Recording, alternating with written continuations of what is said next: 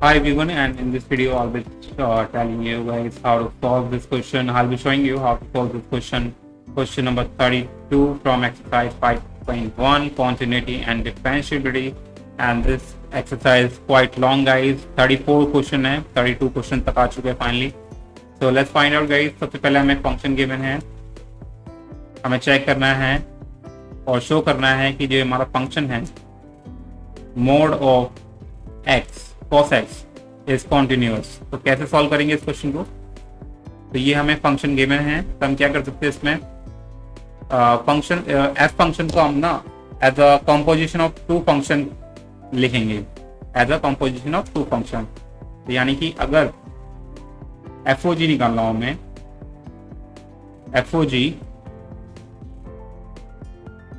या फिर सॉरी अगर हम एफ को लेट कर ले कि ये है हमारा composition of two function g and h, तो हम इसमें जी क्या लेट कर सकते हैं? तो हम जी लेट कर लेंगे इसमें जी फंक्शन, यानी कि जी एक्स हम लेट कर लेते हैं इसमें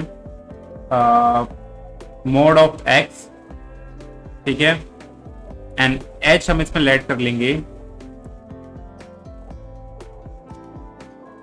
एच एक्स फंक्शन जो है इसमें हम लेट कर लेंगे cos x, ठीक है। तो क्या करेंगे इसमें सबसे, and we should also know that guys कि जो हमारा जी एक्स होता है, जो कि हमारा मोड एक्स है, इसका मतलब क्या है? मोड एक्स का मतलब होता है, इसको हम लिख सकते हैं एज कि G x equal to minus x if x is less than 0 and positive x if x is greater than or equal to 0, ठीक है। तो इसमें केस बनेंगे हमारे, कितने केस बनेंगे? 3 केस बनेंगे। तीनों केसेस के लिए हमें फाइंड करना होगा, सॉल्व करना होगा। तो पहले हम चेक करेंगे gx के लिए, उसके बाद cos x का हमने पहले ऊपर चेक कर चुके हैं 31 क्वेश्चन में, तो उसी तरीके से सॉल्व करना होगा। तो यानी कि सबसे पहले हम gx के लिए चेक करते हैं कॉन्टिन्यूटी कि कॉन्टिन्यूस फंक्शन है या नहीं है। अगर g और x एच एक्स जी एक्स यानी कि g फंक्शन और एच एक्स फंक्शन दोनों हमारे कॉन्टिन्यूस रहते हैं, तो हमारा जो कॉम्पोजिशन ऑफ g और h होगा वो भी कॉन्टिन्यूस होगा, यानी कि f फंक्शन हमारा कॉन्टिन्यूस हम प्रूव कर पाएंगे। सबसे पहले हम स्टार्ट करते हैं केस 1 से। केस 1 क्या होगा? If x is less than 0, x is less than 0 होगा, उसके लिए हमारा सबसे पहले हम निकालना होगा, पहले लेट करना होगा c variable, let c be a real number, fine.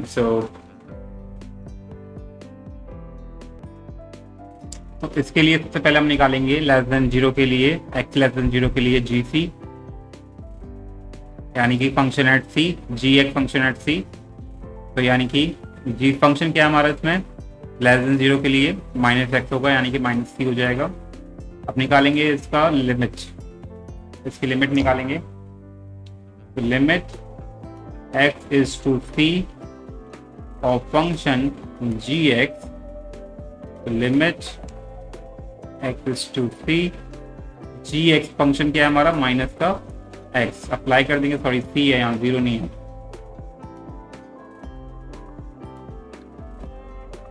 तो ये हो जाएगा हमारा माइनस का c।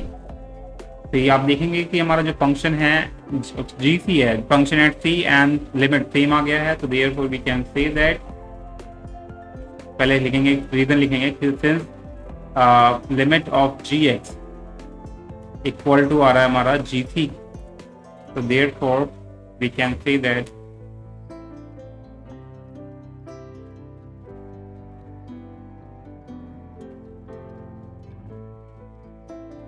g is continuous at all points x such that x is less than 0, fine. So अब निकालते हैं इक्वल के लिए या ग्रेटर देन के लिए निकाल लेते हैं। तो केस सेकंड क्या होगा हमारा, if x is greater than 0 और c is greater than 0, sorry c let कर लिया ना हमने, तो यहाँ भी c आएगा, मैं भूल गया। क्या कंडीशन रखी है, हमारा c होगा, c लेट किया ना मैंने वेरिएबल। अगर c इज ग्रेटर देन 0 तो उसके लिए हमारा फंक्शन क्या होगा, ग्रेटर देन के लिए, तो ग्रेटर देन के लिए हमारा फंक्शन क्या होगा, सॉरी फंक्शन क्या होगा हमारा, x होगा, x ले लेंगे। तो उसके लिए सबसे पहले हम निकालेंगे gc। तो gc क्या होगा हमारा इसमें, gc होगा हमारा x ओनली, यानी कि पॉजिटिव x यानी कि पॉजिटिव c आ जाएगा। अब इसकी लिमिट निकालेंगे,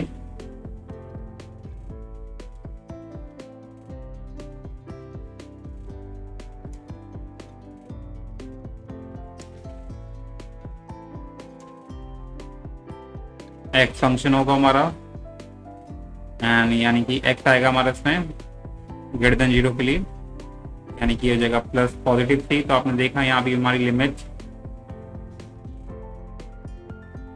यहाँ भी हमारी limit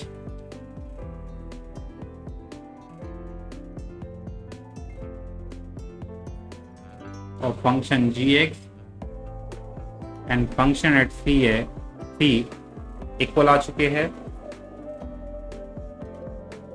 Therefore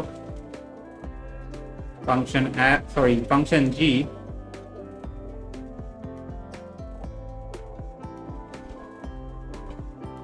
g is continuous at all points x such that x is less than 0। अब आएगी हमारी कंडीशन क्या, पेज खत्म हो गया क्या, आगे नहीं जा रहा आजा। तो यहाँ हमारा अब आएगी थर्ड कंडीशन, जब x इज इक्वल टू 0 होगा, थर्ड केस, यानी कि जब c इज इक्वल टू 0, तो इक्वल टू 0 होगा, तो इसके लिए हम निकालेंगे पहले c gc यानी कि c g 0, और इक्वल कब था हमारा वो देखना होगा आपको। तो इक्वल है हमारा इस फंक्शन के लिए, x के लिए, यानी कि हम यहाँ x की जगह 0 पुट करेंगे तो 0 ही आने वाला है। We can write g at 0 equal to 0।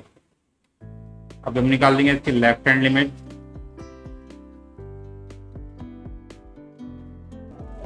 तो लेफ्ट हैंड लिमिट निकाल देंगे इसकी पहले,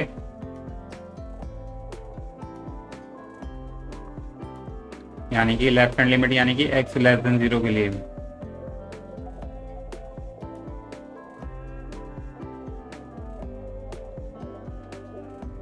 तो लेस देन 0 के लिए हमारा फंक्शन क्या था, माइनस का x, और लेस देन 0 सॉरी, तो यहाँ हमारा ये 0 माइनस होगा, नॉट t होगा, 0 माइनस, क्योंकि हम एट 0 निकाल रहे हैं ना। तो c तो हमारा 0 हो गया, तो c की जगह 0 पुट करेंगे हम यहाँ, तो ये हो जाएगा माइनस 0 ही आ जाएगा हमारा, अप्लाई करेंगे लिमिट को, और फिर राइट हैंड लिमिट निकालेंगे, वो भी 0 ही आएगा। कॉस भोले को पुकारो मेरे शंभू को पुकारो,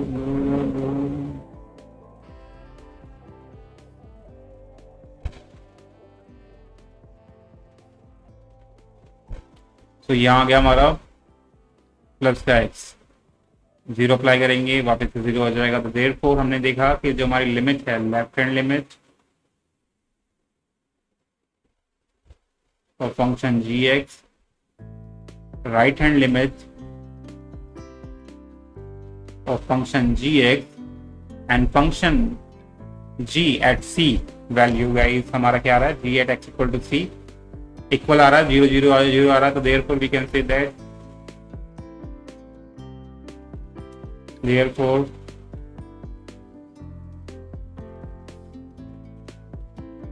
G is continuous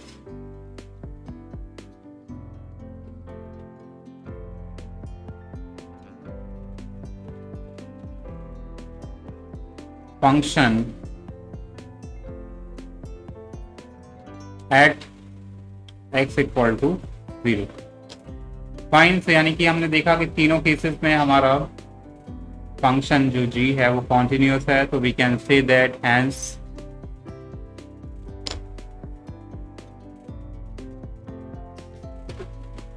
हम लिख देंगे g is continuous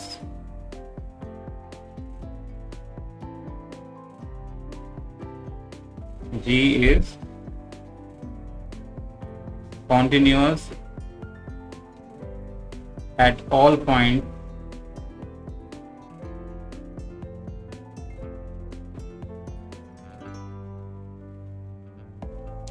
अब निकालेंगे किसके लिए,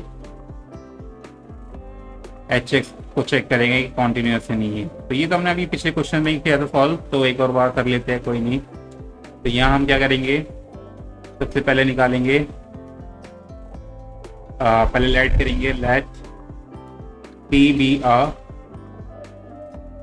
रियल नंबर। अगर c भी अ रियल नंबर है हमारा, तो हम क्या करेंगे, इसमें क्या करते हैं, पुट। तो पुट करेंगे x की जगह क्या पुट करेंगे, c प्लस एच, यही करते हैं, put x equal to c plus H.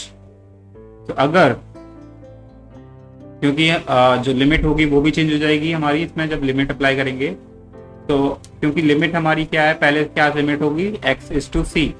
अगर x इज टू सी होगा तो h कितना हो जाएगा हमारा, 0 हो जाएगा। तो h की लिमिट कितनी होगी हमारी, 0। अगर x इक्वल टू सी हो जाएगा तो h हमारा 0 हो जाएगा। सो जो h की लिमिट होगी हमारी, h इज टू हमारा 0 होगा, लिमिट जब अप्लाई करेंगे। तो सबसे पहले हम निकालते हैं एच सी क्या होगा हमारा, cos c। अब हम निकालेंगे इसकी लिमिट, सॉरी एच एक्स। तो लिमिट अप्लाई करेंगे, पहले फंक्शन लिख लेते हैं cos x। अब जब हम x की जगह c प्लस एच पुट करेंगे तो ये क्या बन जाएगा हमारा, तो लिमिट होगी वो हो जाएगी हमारे h इज टू 0, एंड ये हो जाएगा हमारा cos c प्लस एच। आता क्लियर। उसके बाद नेक्स्ट स्टेप क्या है हमारा, नेक्स्ट स्टेप है इसे एक्सपेंड कर देंगे, फॉर्मूला लगा देंगे cos a प्लस b का। ये हो जाएगा हमारा cos c cos h minus sin c sin h। Limit apply कर देंगे, limit h is to 0, cos c cos h minus limit h is to 0 sin c sin h। Limit apply कर देंगे, cos 0 क्या होता है हमारा 1, तो ये हो जाएगा हमारा cos c आ जाएगा, और ये पूरा 0 हो जाएगा, यानी कि किसके बराबर आ गया हमारा, ये एच सी के बराबर आ गया। यानी कि जो हमारी लिमिट है वो एच सी के बराबर आ गई है। So we can say that hence, sorry therefore लिखेंगे, therefore h is continuous function। ठीक है, तो ये हो गया हमारा, h भी आ गया, g भी आ गया। तो we can say that, so if we know that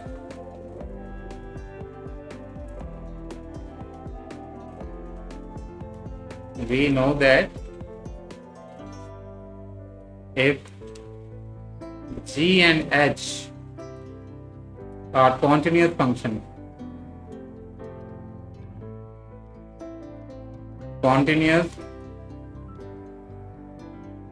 function at C,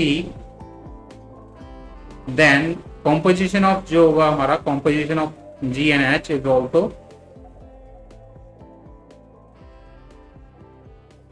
continuous.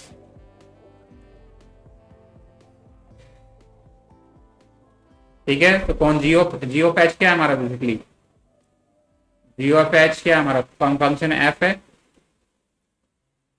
तो हम बोल सकते हैं देयरफॉर हैंस एफ जो कि हमारा क्या है, एफ फंक्शन एफ है हमारा जी ओ एच ऑफ एक्स, यानी कि क्या हो जाएगा जी ऑफ एच एक्स, यानी कि जी ऑफ कॉस एक्स, और जी क्या है हमारा, मोड ऑफ एक्स है, यानी कि mode of cos x is continuous function. Fine, so that's why guys, that's how you can solve this question guys. I hope you enjoyed it. Try some more video. Till then.